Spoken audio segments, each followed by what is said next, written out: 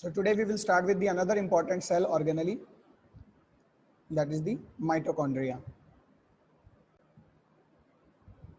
So mitochondria is also a cell organelle. It means present in the cell.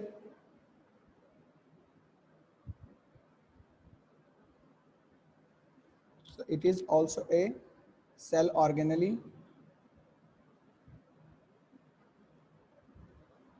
which means it is a part of cell. एक individual cell में mitochondria होते हैं, ठीक है, बहुत सारे नंबर्स में प्रेजेंट हो सकते हैं. Okay, from 10 to thousands of numbers in mitochondria में भी प्रेजेंट. बहुत ही इंपॉर्टेंट पार्ट है सेल का, इंपॉर्टेंट पार्ट. इंपॉर्टेंट पार्ट क्यों है हम सभी जानते हैं, क्योंकि इसको generally power house of cell बोला जाता है. Power house of cell, this we have been studying since 6th class. 6th class से हम पढ़ते आए हैं माइटोकॉन्ड्रिया को पावर हाउस ऑफ सेल बोलते हैं, because it generate energy for the cell. Each and every work done, every process should need energy, चाहे वो लिविंग सिस्टम हो, नॉन लिविंग सिस्टम हो, हर एक काम को करने के लिए एनर्जी चाहिए. Okay, that energy in the living system is obtained in the mitochondria. किसी भी रेस्पिरेटरी सबस्ट्रेट के, किसी भी फूड मॉलिक्यूल के ब्रेकडाउन से एनर्जी मिलती है, ठीक है. अब वो फूड मॉलिक्यूल चाहे कुछ भी हो, कार्बोहाइड्रेट हो, लिपिड हो, कोई प्रोटीन हो, कोई एसिड हो, उसके ब्रेकडाउन से जब एनर्जी मिलती है तो ये काम होता है मैक्सिमम माइटोकॉन्ड्रिया में. इसका ज्यादातर पोर्शन माइटोकॉन्ड्रिया में होता है. That's why mitochondria is termed as the power house of cell. ठीक है, कुछ और टर्म्स होते हैं माइटोकॉन्ड्रिया के लिए. We are discussing mitochondria.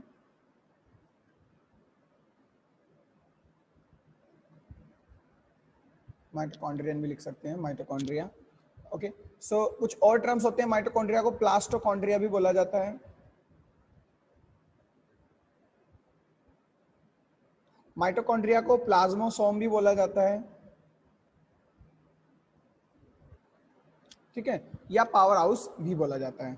और इंपॉर्टेंट सेल ऑर्गेनेली है. ठीक है, डिस्कवरी की मैं बात करूं तो डिस्कवरी के साथ असिस्ट किया जाता है नेम जी पैलेडे का. इससे पहले भी वर्क हुए हैं, इससे पहले भी जो है स्ट्रक्चर देखी गई है माइटोकॉन्ड्रिया की, बट एक्सपेरिमेंटली या आपका जिसको कह सकते हैं डिस्कवरली बेस्ट एक्सप्लेन किया स्ट्रक्चर या फंक्शंस किसके, माइटोकॉन्ड्रिया की, जी पैलेडे ने इन 1956. ठीक है, तो ये कुछ बिल्कुल बेसिक्स है माइटोकॉन्ड्रिया के बारे में. और बात करें इसके अकरेंस की या डिस्ट्रीब्यूशन की, तो हर एक सेल में, ठीक है, कुछ एक्सेप्शन अभी हम डिस्कस करेंगे, हर एक सेल में मैनी इन नंबर, बहुत सारे नंबर में माइटोकॉन्ड्रिया प्रेजेंट होते हैं. मेम्ब्रेन बाउंड ऑर्गेनेली है, ठीक है, जो एरिया ज्यादा एक्टिव है उस एरिया में ज्यादा प्रेजेंट होंगे. ठीक है, इंडिविजुअल सेल में भी कुछ एरिया पर्टिकुलरली ज्यादा एक्टिव होता है, वहां पे ज्यादा अबंडेंस होती है माइटोकॉन्ड्रिया की, because that is producing ultimately the energy. इसीलिए तो इसको हम पावर हाउस बोलते हैं. चलिए डिस्ट्रीब्यूशन की बात करते हैं.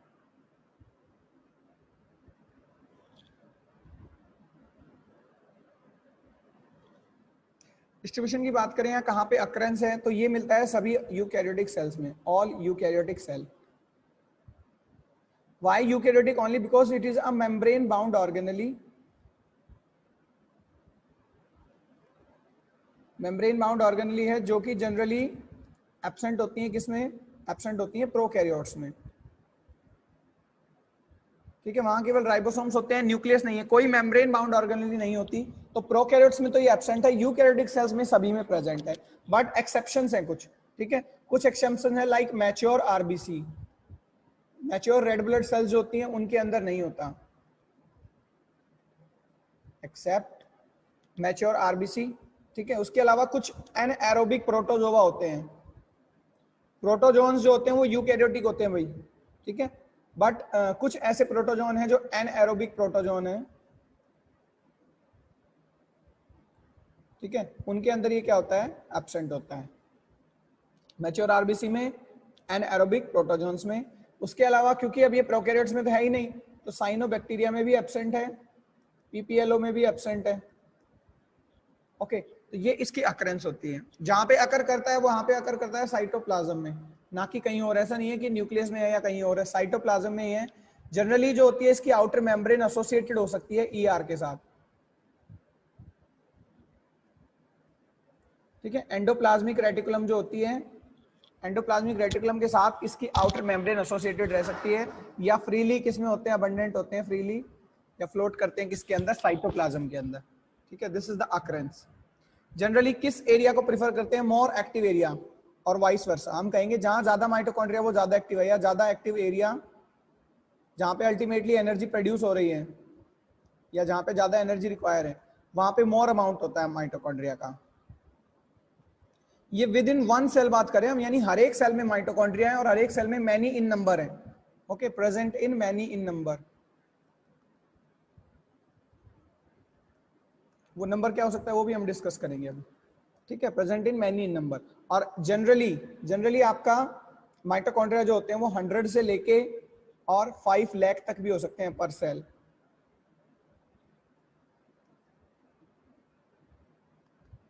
ठीक है। 100 से लेके 5 लाख पर सेल, एक सेल के अंदर।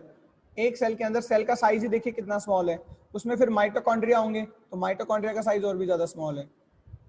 अभी हम डिटेल स्ट्रक्चर डिस्कस करेंगे माइटोकॉन्ड्रिया का, then we will see that what are these foldings. तो माइटोकॉन्ड्रिया जो होते हैं पर सेल 100 to 5 लाख हो सकते हैं। अब वो डिपेंड करता है, नंबर जो होता है वो डिपेंड करता है टाइप ऑफ सेल पे, किस तरह की सेल है उसका क्या फंक्शन है, ठीक है। किस तरह की सेल है उसका क्या फंक्शन है। जहां पे ज्यादा एनर्जी चाहिए जिन सेल्स को, उनके अंदर ज्यादा माइटोकॉन्ड्रिया होते हैं। जहां पे कम एनर्जी चाहिए, ठीक है, जो रेस्टिंग स्टेज पे हैं, वहां पे कम माइटोकॉन्ड्रिया होते हैं। कुछ एग्जांपल्स डिस्कस करते हैं हम नंबर के, यहां तक क्लियर होना चाहिए, ठीक है। कहाँ मिलता है, किस तरह के ऑर्गेनिजम्स में मिलता है, कहाँ एब्सेंट होता है, अगर होता भी है तो सेल के अंदर भी एक्टिव एरिया में ज्यादा होता है और मैनी नंबर में प्रेजेंट होते हैं। जनरली क्लोरोप्लास्ट से ज्यादा नंबर होता है इनका, ठीक है, पर सेल क्लोरोप्लास्ट से ज्यादा नंबर होता है इनका। तो नॉर्मल एक रेंज बात करूं तो मैक्सिमम 100 से 1000 जो है ना, ये रेंज होती है जनरली किसी नॉर्मल सेल के अंदर, ठीक है। अब कोई सेल जो है वो बहुत ज्यादा डिवाइडिंग स्टेज में है या उसको ज्यादा एनर्जी चाहिए, जैसे कि oocytes होते हैं, ठीक है। oocytes के अंदर जनरली 5 लाख तक भी हो सकते हैं। जर्मिनेटिंग सीड जो होते हैं, जर्मिनेटिंग सीड्स को ज्यादा एनर्जी चाहिए, उनके अंदर भी 1 लाख माइटोकॉन्ड्रिया पर सेल हो सकते हैं, ठीक है। इसी का अपोजिट में बात करूं तो जो डोरमेंट सीड है, डोरमेंट सीड में वही 100 माइटोकॉन्ड्रिया पर सेल, ठीक है। कुछ जो होते हैं आपके सपोज बर्ड्स हैं, बर्ड्स के जो विंग्स होते हैं, विंग्स, अब विंग्स में भी 5 लाख माइटोकॉन्ड्रिया पर सेल होते हैं, क्योंकि विंग्स को क्या अल्टीमेटली फ्लाई करवाना, फ्लाई करने के लिए हाई एनर्जी चाहिए, ठीक है, more energy requirement. That's why वहां पे भी क्या होता है, ज्यादा नंबर है माइटोकॉन्ड्रिया का, ठीक है। कैंसरस सेल्स के अंदर मेटाबॉलिज्म, कैंसरस सेल्स के अंदर माइटोकॉन्ड्रिया कम होते हैं, जनरली हार्डली 20 माइटोकॉन्ड्रिया पर सेल होते हैं। कुछ स्पर्म सेल्स के अंदर जो मोटाइल नहीं है, स्पर्म सेल्स के अंदर भी 20 to 24 माइटोकॉन्ड्रिया पर सेल होते हैं। तो ये जो नंबर है माइटोकॉन्ड्रिया का हाईली वेरिएबल है, highly variable with in a same organism. Function के अकॉर्डिंग किस सेल का क्या फंक्शन है, अगर उसको ज्यादा मेटाबॉलिक एक्टिविटी परफॉर्म करनी है तो ज्यादा माइटोकॉन्ड्रिया प्रोड्यूस होते हैं। इवन किस स्टेज में वो सेल है, क्या वो डिवाइडिंग स्टेज में है या वो अपना परमानेंट फंक्शन अचीव कर चुकी, ठीक है, उसके अकॉर्डिंग भी माइटोकॉन्ड्रिया का नंबर वेरी करता है। So there is a no fix amount of the mitochondria, it depends upon the conditions and the functions of the cell. So these are some examples of the mitochondria number in a cell. Clear है बेटा यहां तक? आप बताइए chat box में।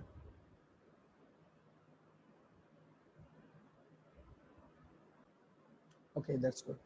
Shape की अगर मैं बात करूं बेटे, शेप क्या हो सकती है माइटोकॉन्ड्रिया की, like we have also discussed about the shape of the chloroplast. So similarly if I talk about the shape of mitochondria,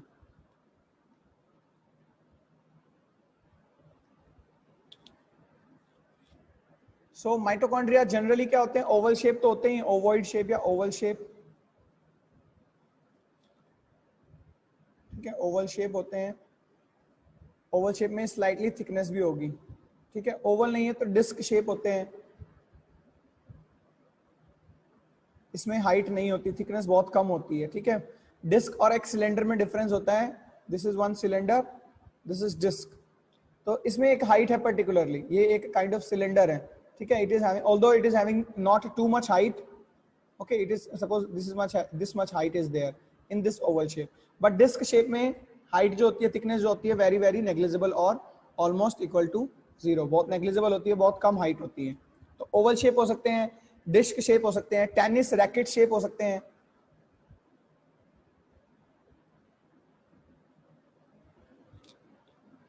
okay, spherical हो सकते हैं, ग्लोबुलर हो सकते हैं, पूरे स्फेरिकल हो सकते हैं, ग्लोब लाइक.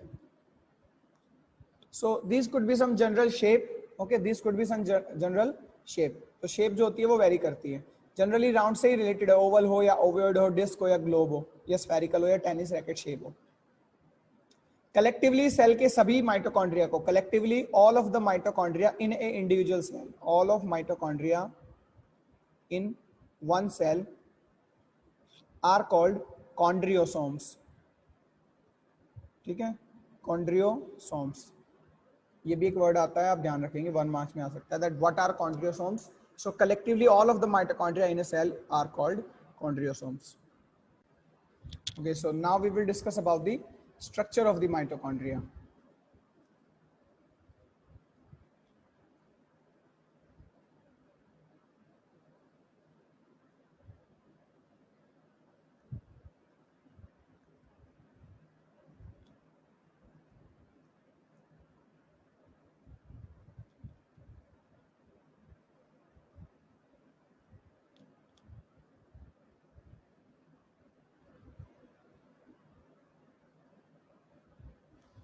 चलिए स्ट्रक्चर की बात करें तो मेम्ब्रेन बाउंड ऑर्गेनेली है बेटे. ठीक है, ओवल शेप है, मेम्ब्रेन बाउंड ऑर्गेनेली है. तो हम पहले मेम्ब्रेन ड्रॉ करते हैं. Suppose this is the outer membrane. ठीक है, ये आउटर मेम्ब्रेन है. आउटर मेम्ब्रेन के बाद इनर मेम्ब्रेन भी है, क्योंकि डबल मेम्ब्रेन बाउंड ऑर्गेनेली है, डबल मेम्ब्रेन ऑर्गेनेली है. ठीक है, तो सेकंड मेम्ब्रेन भी होगी. सेकंड मेम्ब्रेन और first membrane means outer membrane और इनर मेम्ब्रेन के बीच में स्पेस भी होता है. ये है इनर मेम्ब्रेन. इनर मेम्ब्रेन जो होती है वो आपकी लीनियर नहीं है, वो फोल्डेड होती है. ठीक है, क्यों फोल्डेड होती है अभी हम डिस्कस करेंगे. इनर मेम्ब्रेन कंटिन्यूअस नहीं है, लीनियर नहीं है, उसमें बीच बीच में इंसिडेंस या जो है प्रोजेक्शन है इनर साइड में.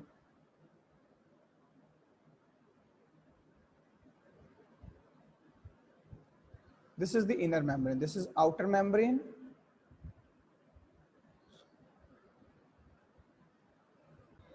चलिए, आउटर मेम्ब्रेन है, इनर मेम्ब्रेन है. इनर मेम्ब्रेन फोल्डेड है, क्यों है फोल्डेड ये भी अभी हम डिस्कस करेंगे.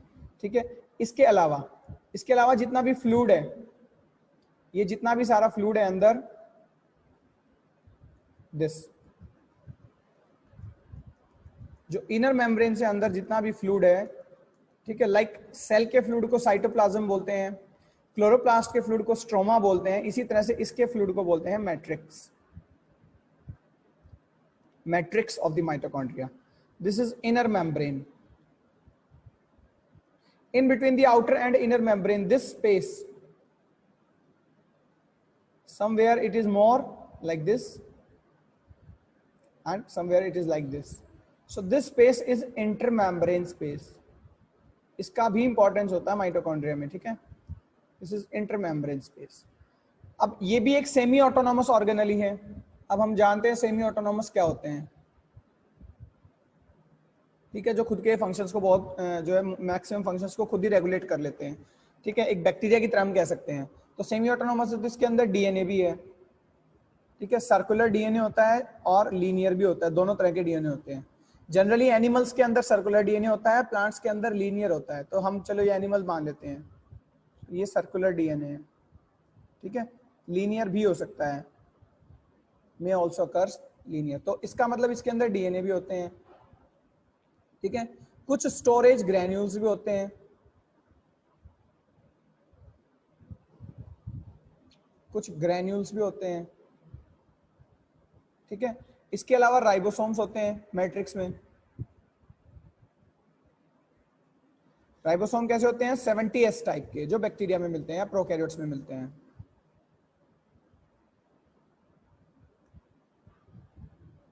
ठीक है, अब माइटोकॉन्ड्रिया का मेन रोल तो क्या है आपका? पावर हाउस है ये, दिस इज पावर हाउस. तो वो सारा काम जो है मैट्रिक्स से, ओके, मैट्रिक्स से और इनर मेम्ब्रेन से रेगुलेट होता है.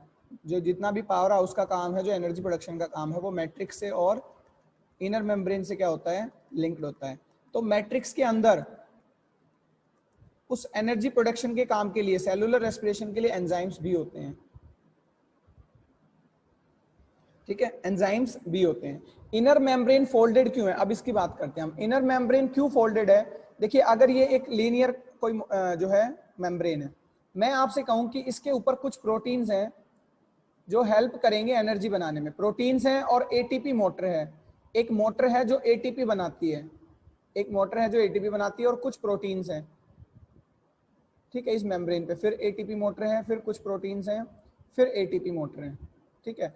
अब ये है लीनियर मेम्ब्रेन, और एक मैं आपसे कहूं ये है फोल्डेड मेम्ब्रेन।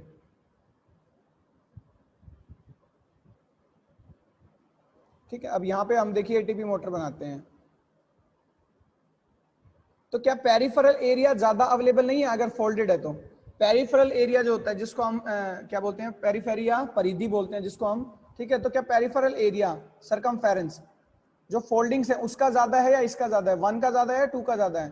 पेरिफेरल एरिया किस पे ज्यादा अवेलेबल होंगे ये प्रोटीन्स और एटीपी मोटर? क्या यहाँ पे ज्यादा आ पाएंगे, यहाँ पे ज्यादा आ पाएंगे? बताइए, 1 और 2? ऑफ कोर्स 2 पे। तो ज्यादा सरफेस एरिया मिल सके, ज्यादा पेरिफेरल एरिया मिल सके किसको?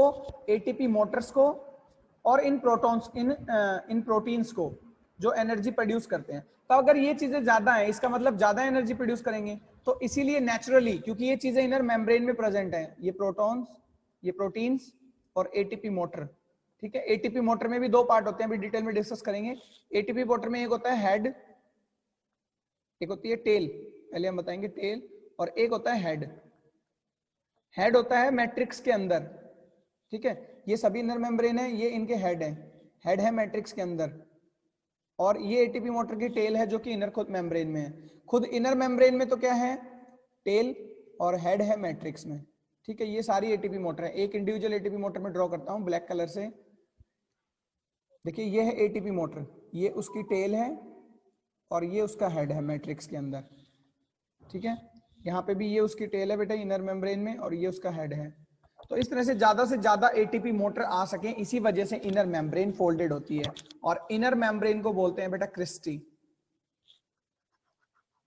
ठीक है। इंडिविजुअली इनर मेम्ब्रेन को बोला जाता है क्रिस्टी।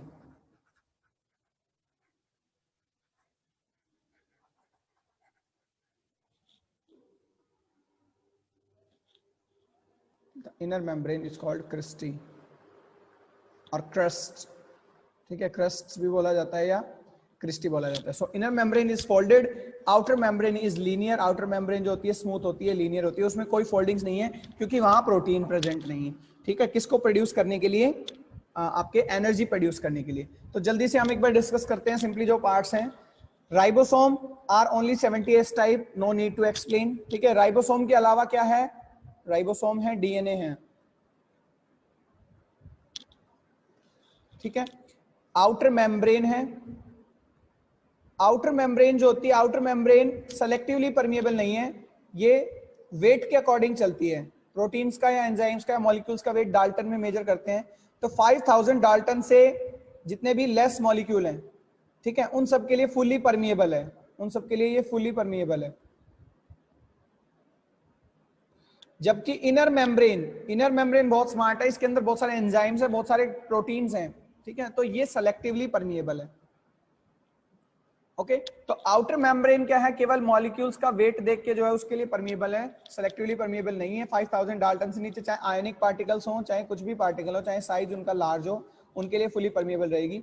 आउटर मेम्ब्रेन कंटिन्यूस होती है ईआर के साथ, एंडोप्लाज्मिक रेटिकुलम के साथ कंटिन्यूस रहती है, या फ्रीली अवेलेबल है किसमें? साइटोप्लाज्म में, ठीक है, या फ्रीली अवेलेबल है साइटोप्लाज्म में। यहां तक बेसिक स्ट्रक्चर क्लियर है? जल्दी बताइए। Okay, if clear then good. देखिए एक बच्ची ने अभी सही याद दिलाया, आरएनए, आरएनए भी होता है। आरएनए जो है ये ट्रांसक्राइब्ड है डीएनए से ही, और कुछ पार्ट जो है न्यूक्लियस से भी ट्रांसफर होकर आरएनए यहाँ पे आता है। तो आरएनए का भी अमाउंट है ऑलमोस्ट जो है as compare to DNA, that is negligible, but है आरएनए भी, ठीक है। प्रोटीन्स एंजाइम्स तो थे, डीएनए भी, और कुछ पार्ट आरएनए भी होता है। चलिए अब आगे बढ़ते हैं भाई, डिटेल्ड स्ट्रक्चर डिस्कस करते हैं इनर मेम्ब्रेन का, ठीक है, क्योंकि सारी कॉम्प्लेक्सिटी या सारा फंक्शन मेनली लाई करता है इनर मेम्ब्रेन में। तो इनर मेम्ब्रेन को हम डिस्कस करते हैं। सपोज ये है आपकी आउटर मेम्ब्रेन, ठीक है, ये है आपकी इनर मेम्ब्रेन। इनर मेम्ब्रेन है बेटा फोल्डेड, तो हम ये फोल्डिंग दिखा देते हैं। ठीक है, अगर ये आउटर मेम्ब्रेन है, ये आउटर मेम्ब्रेन है और ये इनर मेम्ब्रेन है, दिस इज इनर मेम्ब्रेन, तो ये क्या होगा, ये क्या होगा चैट बॉक्स में बताइए। आउटर मेम्ब्रेन के बाहर है साइटोप्लाज्म, आउटर मेम्ब्रेन के बाहर है साइटोप्लाज्म, ये एक सेल है, ये उसका न्यूक्लियस है, ठीक है, ये उसका माइटोकॉन्ड्रिया है, ये आउटर मेम्ब्रेन, आउटर मेम्ब्रेन के बाहर है साइटोप्लाज्म। ठीक है, आउटर मेम्ब्रेन और इनर मेम्ब्रेन के बीच में क्या है, inter membrane space, yes this is inter membrane space. Okay good, inner membrane के इनर क्या है, मैट्रिक्स नहीं है, this is outer membrane, this is inner membrane, the folding that I have drawn matrix. तो inner membrane, this is inner membrane, इसके अंदर क्या है, मैट्रिक्स है, इसके अंदर है मैट्रिक्स। चलिए गुड, यहां तक समझ में आ गया, बहुत अच्छी बात है, आगे बढ़ते हैं। इनर मेम्ब्रेन है फोल्डेड, इनर मेम्ब्रेन है फोल्डेड, ठीक है, इनर मेम्ब्रेन में होते हैं डिफरेंट प्रोटीन्स, खुद इनर मेम्ब्रेन के अंदर है डिफरेंट प्रोटीन्स, 4 कॉम्प्लेक्सेस में अरेंज होते हैं वो। सेलुलर रेस्पिरेशन जब हम पढ़ेंगे, रेस्पिरेशन का मतलब होता है बेटा जितना भी फूड बना है किसी भी ऑर्गेनिज्म के अंदर या किसी ने एनगल्फ किया है तो उसका ब्रेक डाउन होना। आपने सपोज फूड खाया, हम कहते हैं ना फूड ही एनर्जी है, तो फूड अपने आप थोड़ी ना एनर्जी बन गया, एक प्रोसेस के थ्रू, सेलुलर रेस्पिरेशन के थ्रू फूड का ब्रेक डाउन होता है। ठीक है, सपोज आपने खाया, वो बन गया ग्लूकोज, अब ग्लूकोज कहाँ है, सेल के अंदर है, साइटोप्लाज्म में।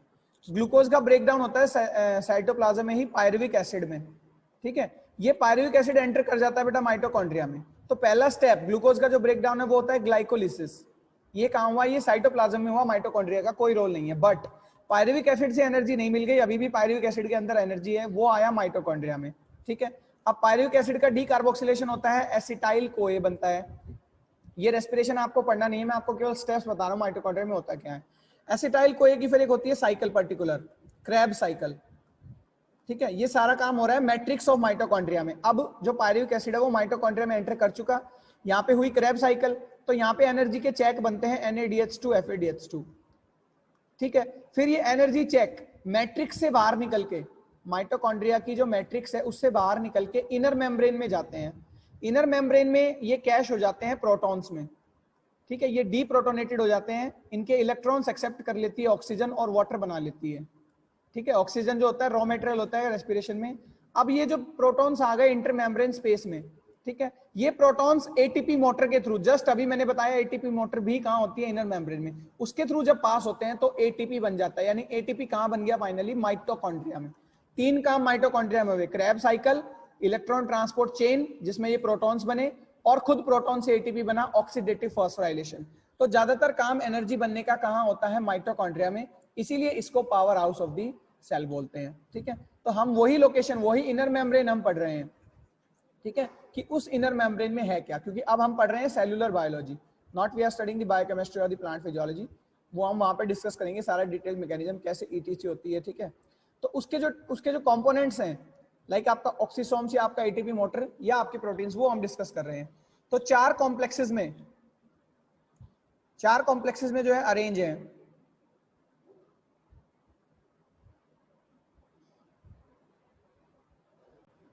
चलिए, तो इनर मेम्ब्रेन की हम बात कर रहे थे। ओके, तो यहाँ पे ये 4 कॉम्प्लेक्सेस में अरेंज है। ये कॉम्प्लेक्स क्या है, कॉम्प्लेक्स कुछ नहीं है, ये प्रोटीन कॉम्प्लेक्स हैं। इन कॉम्प्लेक्सेस के अंदर, कॉम्प्लेक्स 1 2 3 4, इनके अंदर बहुत सारे इलेक्ट्रॉन और प्रोटॉन कैरियर प्रोटीन है। ठीक है, जो अपने अंदर से इलेक्ट्रॉन्स और प्रोटॉन्स को पास करवा सकते हैं, उस तरह के प्रोटीन है। ठीक है, प्रोटीन क्या, एंजाइम्स है मोस्टली, तो ऑल एंजाइम्स आर प्रोटीन, आप सभी जानते हैं एंजाइम्स प्रोटीन्स ही होते हैं। तो इनके अंदर बहुत सारे एंजाइम्स अरेंज हैं, बट कॉम्प्लेक्सेस में अरेंज है। ठीक है, कुछ मोबाइल कैरियर होते हैं बीच में। तो ये इलेक्ट्रॉन ट्रांसपोर्ट चेन ही है। ये इलेक्ट्रॉन ट्रांसपोर्ट चेन कहाँ होती है, इनर मेम्ब्रेन में होती है। कौन सी वाली, सेलुलर रेस्पिरेशन वाली, फोटोसिंथेसिस वाली क्लोरोप्लास्ट में होती है।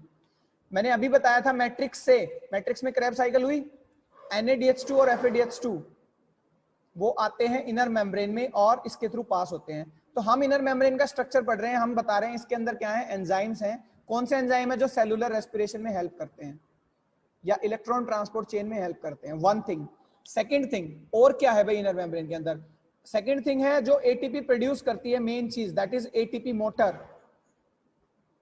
ठीक है, मेन चीज, मेन कंपोनेंट इनर मेम्ब्रेन के अंदर एक और क्या है, इन कॉम्प्लेक्सेस के बाद, इन कॉम्प्लेक्सेस के बाद है एटीपी मोटर, ये एटीपी मोटर है। फिर 4 कॉम्प्लेक्स होंगे,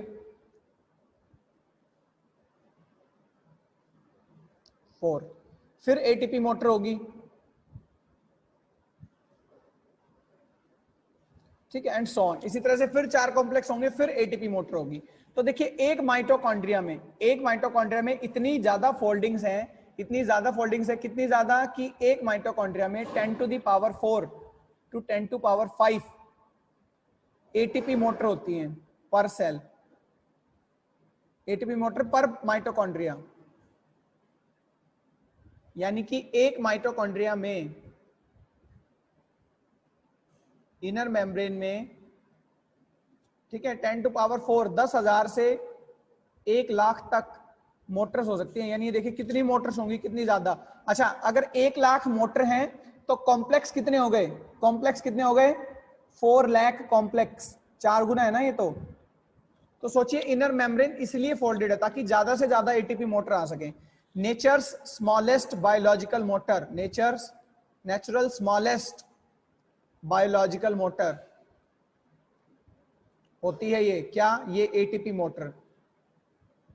वो मोटर जो एटीपी प्रोड्यूस करती है, और बिल्कुल मोटर ही है ये, रोटेशन के थ्रू प्रोड्यूस करती है। इसका ये पार्ट है टेल। टेल कहां है, इनर मेम्ब्रेन में। ठीक है, और ये है इसका हेड, रोटर पार्ट जो घूमता है। हेड कहां है, मैट्रिक्स में है। टेल को बोला जाता है F0, हेड को बोला जाता है F1। ठीक है, टेल को F0, हेड को F1, जॉइंटली बोला जाता है F0 F1 पार्टिकल, एक नाम। दूसरा नाम ऑक्सीसोम्स, ऑक्सीडेशन के थ्रू एनर्जी प्रोड्यूस करते हैं इसलिए ऑक्सीसोम। तीसरा नाम एटीपी एज, चौथा नाम एटीपी मोटर।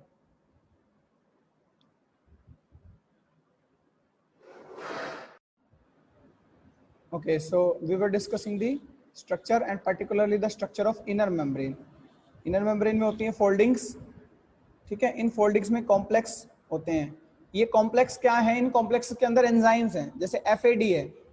ठीक है, जैसे कि आपका साइटोक्रोम C है, साइटोक्रोम C1, साइटोक्रोम B, ये सब क्या है, एंजाइम्स हैं ये। और ये एंजाइम्स कलेक्टिवली कॉम्प्लेक्स बनाते हैं। फॉर एग्जाम्पल मैं आपसे कहूँ कि कॉम्प्लेक्स 4 है। ठीक है, तो कॉम्प्लेक्स 4 में सपोज 2 एंजाइम है, साइटोक्रोम A1 A3, इनके बीच में कॉपर आयंस है। ठीक है, या इनके कोफैक्टर है, तो ये एक जॉइंटली है ना, तो इन्होंने कॉम्प्लेक्स बना लिया, कॉम्प्लेक्स 4। तो इस तरह से 4 कॉम्प्लेक्स है। उनके बाद एटीपी मोटर होती है। एटीपी मोटर में होता है टेल और हेड। हेड होता है मैट्रिक्स की तरफ, मैट्रिक्स में एम्बेडेड होता है। ओके, और टेल होती है इनर मेम्ब्रेन में। तो टेल को मैंने बताया था, टेल को बोलते हैं F0, हेड को बोलते हैं बेटा F1। कलेक्टिवली इसको F0 F1 पार्टिकल्स बोला जाता है, F0 F1 पार्टिकल्स, या इसको ऑक्सीसोम्स बोला जाता है। ठीक है, ऑक्सीसोम्स, या इसको एटीपी एज एंजाइम बोला जाता है, या इसको एटीपी मोटर बोला जाता है। ये सारे इसी के नाम।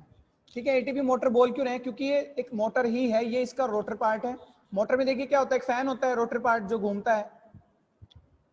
ठीक है, तो उसका घूमने वाला पार्ट क्या है, ये हेड, और ये नीचे पीछे क्या है, स्टेटर है, या मेन पार्ट है टेल, जो इसको सपोर्ट दे रही है या इसको एनर्जी दे रही है, टॉर्क दे रही है इसको। ठीक है, तो ये नेचर से स्मॉलेस्ट बायोलॉजिकल मोटर है, स्मॉलेस्ट बायोलॉजिकल मोटर। ठीक है, बहुत छोटा साइज है। क्यों छोटा साइज है, क्योंकि देखिए एक माइटोकॉन्ड्रिया में भी, पहले तो सेल में ही बहुत सारे माइटोकॉन्ड्रिया, फिर हर एक माइटोकॉन्ड्रिया में इंडिविजुअल, एक माइटोकॉन्ड्रिया में 10,000 से 1,00,000 तक, कितनी, 1 लाख, अप टू 1 लाख क्या हो सकती है, एटीपी मोटर हो सकती है। देखिए एक माइटोकॉन्ड्रिया में कितनी सारी एटीपी मोटर हैं। अब एटीपी मोटर है, इसका मतलब ये एटीपी प्रोड्यूस करती हैं। तो ये एटीपी देखिए किस तरह से प्रोड्यूस करती हैं। एक पार्ट हो गया हेड और एक हो गया टेल। तो ये हो गई सपोज टेल, टेल का डिटेल स्ट्रक्चर अभी नहीं बताऊंगा बेटा, आपको पढ़ना भी नहीं है, कंफ्यूज हो जाएंगे। ठीक है, 3 सब यूनिट होती है एबीसी में। तो टेल के अंदर एक सेंट्रल कंपोनेंट होता है, कंपोनेंट ए। ठीक है, टेल के अंदर सी कंपोनेंट भी होते हैं। इस ए को, एक अकेले ए पाइप को, ए एक पाइप है, ठीक है, इसको 12 सी पाइप सराउंड किए हुए हैं। सी यूनिट होती है 12। सपोज ये एक ए पाइप है, इसके चारों तरफ 12 सी पाइप हैं, 12 सी पाइप्स। ठीक है, इस तरह से हॉलो है, ये ट्रांसफर सेक्शन देख रहे हैं। इसका बी कंपोनेंट बनाता है स्टेटर। बी होते हैं 2, एक इधर एक इसके नीचे, 2 बी होते हैं। ठीक है, ये सारा कहलाता है बेटा टेल। टेल कहाँ है? मेम्ब्रेन में। ठीक है, टेल कहाँ पे है? मेम्ब्रेन के अंदर है।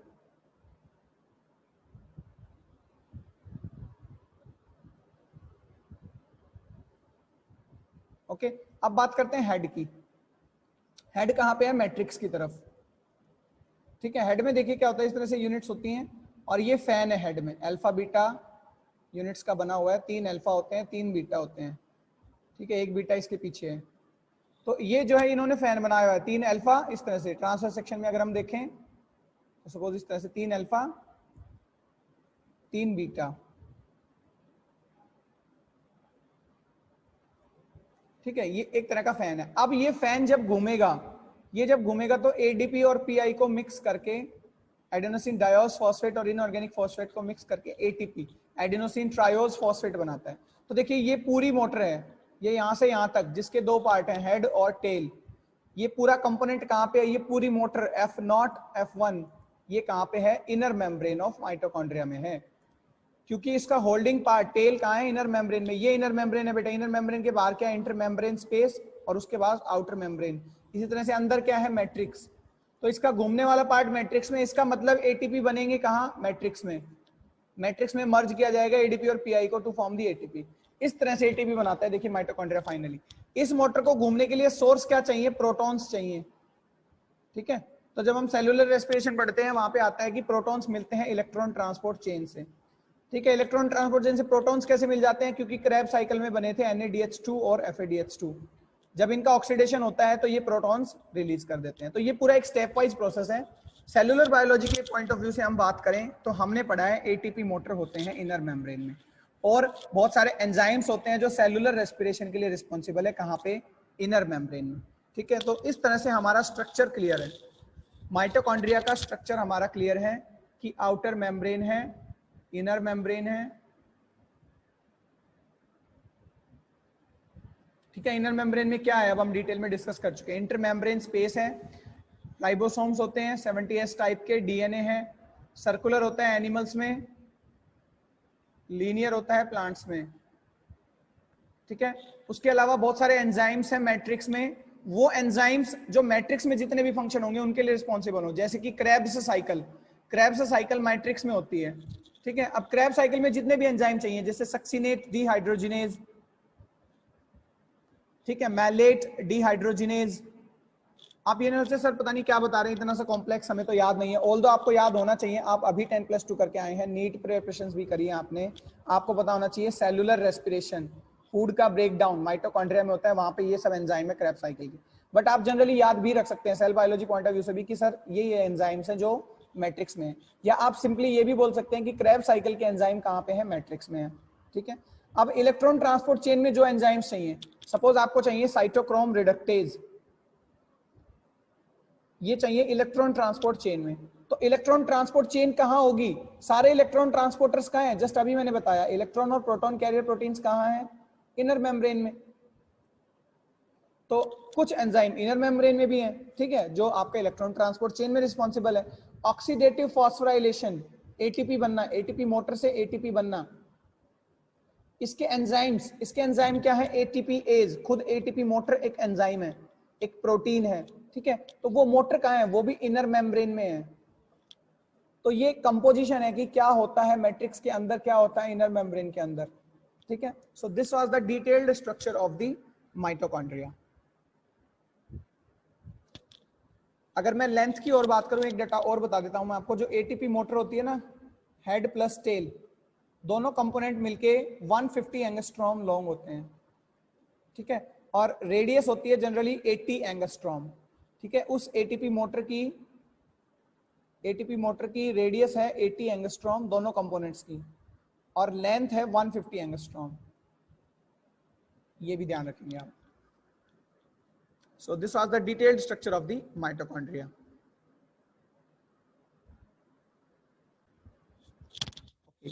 Next we will discuss about the semi-autonomous nature of the mitochondria.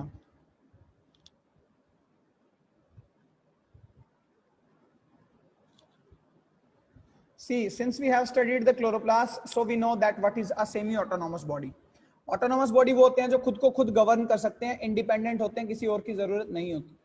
But semi autonomous का मतलब है कि मैक्सिमम फंक्शंस के लिए तो इंडिपेंडेंट है माइटोकॉन्ड्रिया, बट कुछ फंक्शंस के लिए कुछ फंक्शंस के लिए न्यूक्लियस पे डिपेंड है, या साइटोप्लाज्म पे डिपेंड है, या अदर सेल पार्ट्स पे डिपेंड है। इसका मतलब पूरी तरह से भी इंडिपेंडेंट नहीं है माइटोकॉन्ड्रिया।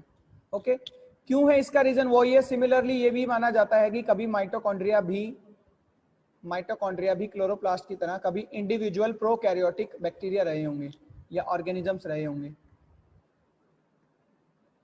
ठीक है, किसी यूकैरियोटिक ऑर्गेनिज्म ने अपने फायदे के लिए इनको एनगल्फ कर लिया, या एवोल्यूशन हुआ, ये तो नेचर का एवोल्यूशन है, माइटोकॉन्ड्रिया को अपने अंदर एनगल्फ कर लिया और एसोसिएट कर लिया अपनी सेल के साथ, तब ये कंपोनेंट बन गई यूकैरियोटिक सेल्स की। ठीक है, इन चीजों के प्रूफ क्या है? प्रूफ है 70S राइबोसोम्स का होना इसके अंदर। ठीक है, प्रोकैरियोट्स के अंदर 70S राइबोसोम्स होते हैं खुद के, तो इसी तरह से माइटोकॉन्ड्रिया के अंदर भी 70S राइबोसोम्स है मैट्रिक्स के अंदर। ठीक है, खुद का डीएनए है, खुद का डीएनए भी है भाई। ठीक है, सर्कुलर डीएनए है बैक्टीरिया के जैसा ही, या लीनियर है प्लांट्स के अंदर, बट वो भी बैक्टीरिया के जैसा हो सकता है। ठीक है, सर्कुलर तो है ही है, कुछ बैक्टीरिया में लीनियर डीएनए भी होता है, या हायर डीएनए जो है वो भी लीनियर होता है। तो इसके अंदर डीएनए भी है खुद का, जो इसको ऑटोनॉमस बनाता है। इवन इसका डीएनए खुद को रेप्लिकेट भी कर सकता है, सेल्फ रेप्लिकेशन क्लोरोप्लास्ट का भी कर सकता था भाई। ठीक है, डीएनए पॉलीमरेज भी है, ये भी इसको ऑटोनॉमस बनाता है। ये सेंट्रल डोग्मा भी करते हैं, डीएनए से आरएनए भी बनाते हैं, ट्रांसक्रिप्शन भी होता है। ठीक है, एमआरएनए बनाते हैं, डिफरेंट टाइप के एमआरएनए बनाते हैं, टीआरएनए बनाते हैं, आरआरएनए भी बनाते हैं।